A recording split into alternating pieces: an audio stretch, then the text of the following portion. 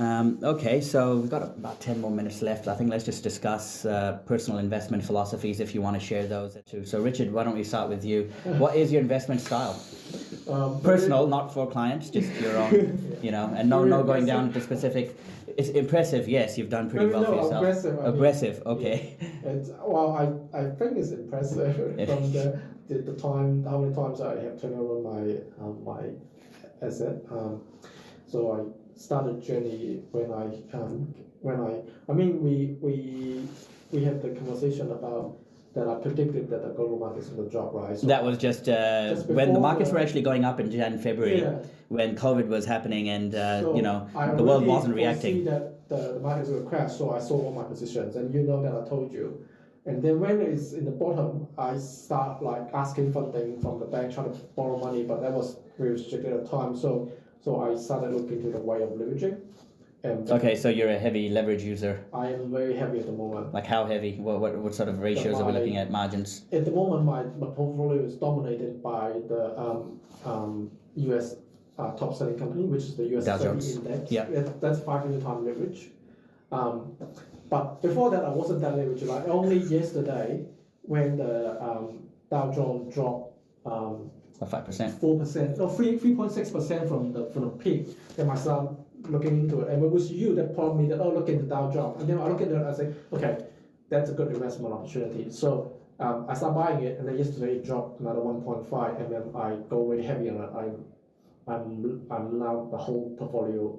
If it's not 500, it's 450 something times leverage. All right. So you're a heavy leverage user. What about sectors or growth strategies? Or do you pick certain? So you're basically, by the looks of it, you go heavy on the index when you think it's fairly priced for you to enter, and then individual companies. What's your strategy? You go for growth, dividend, value. I start buying this individual company now. Okay, you don't like it. Doesn't interest you after that. No, not that it doesn't interest me, but I think the risk is fairly high compared to index. Yeah, so it's more volatile than the index. And sometimes it's get a bit irrational, but index because you have the combination of all the companies. So you can have individual company that have the asymmetric risk, but then idiosyncratic risk. Idiosyncratic risk. So that the whole market is okay. Take so care of it. I think the whole market is much easier to predict than the individual stock. So.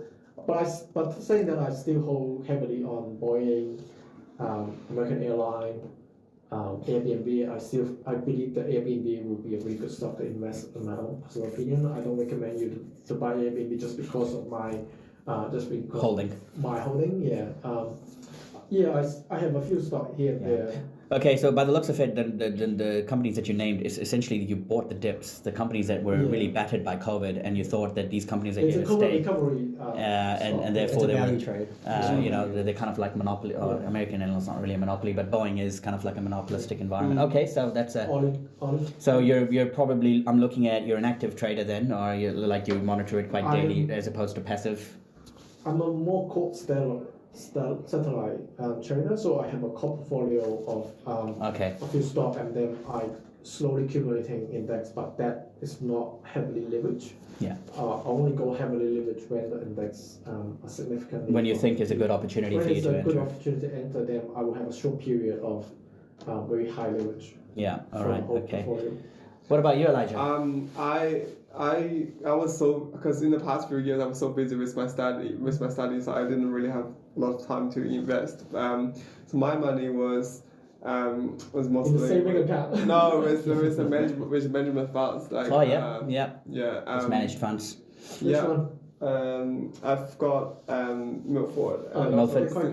Simplicity. And, that was the one that I introduced you. Yeah, that's right. That was my entry into kind of like asset management. Start with those. So the annualized rate of return is about 12%. So which is not bad. It's reasonable. Yeah, it's reasonable. I recently started investing in stocks. I like to know the company very well before I invest in them. So I did a little bit of due diligence on the companies I want to invest in. So currently I'm a big fan of healthcare, so I invest in a lot of healthcare companies. for example, there's two companies I invest heavily in. As one's called Bliss Technology, Bliss Technologies, yep. and also there's one called Canada South. Oh, okay, all right. Canada South has tanked a fair bit this year, yeah. and so has Bliss. Yeah. No, those would not be doing that well, but good time to buy maybe. Yes.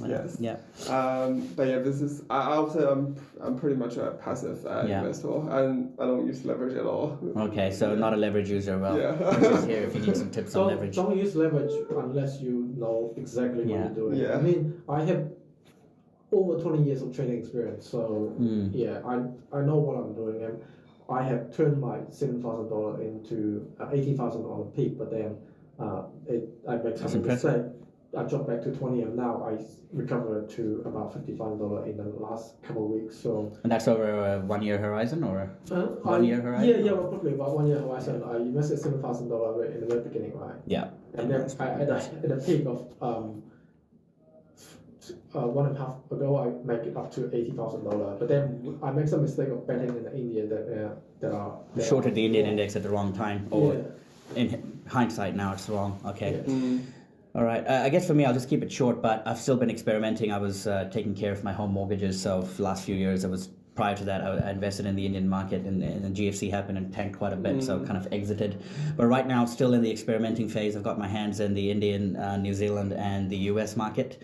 Kind of having a bucketing system, so trying to build a core out of the ETFs and index funds, some of the popular ETFs like the ARK funds as well as the Vanguard one, so trying to build that core and then have options around it as well as the use of leverage, a very small percentage of the portfolio. So I am a risk averse person, and I tend to be very loss averse as well. So I am suffering from loss aversion bias, where I tend to sell winners quickly and hold on to losers. So trying to mitigate that by having a structure and bucketed system, so that the risk component is restricted to say 5% of the portfolio.